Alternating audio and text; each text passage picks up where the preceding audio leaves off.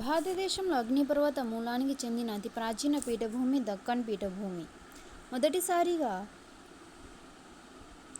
విపత్తు నిర్వహణ అభివృద్ధి అంశం నిర్ణయించబడిన ప్రణాళిక 10వ పంచవర్ష ప్రణాళిక.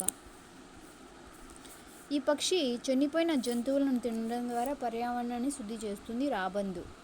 వేసవి కాలంలో ఉత్తర మైదానాల్లో వీచే పవనాలు లూ పవనాలు. ఉత్తర మైదానంలోని పురాతన ఒండ్రు మట్టి భంగర్. హివారే బజారు ఇక్కడ గలదు. మహారాష్ట్ర. శీతోష్ణ స్థితిని ప్రభావితం చేసే అంశాలలో లేనిది వర్షపాతం.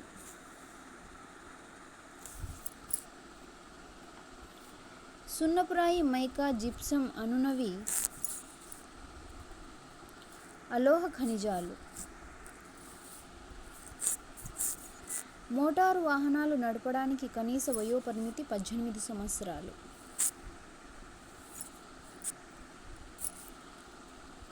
వస్తువు పంపిణీ గొలుసును సరిగా సూచించేది ఉత్పత్తిదారు, టోకు వర్తకుడు, చిల్లర వర్తకుడు, వినియోగదారుడు.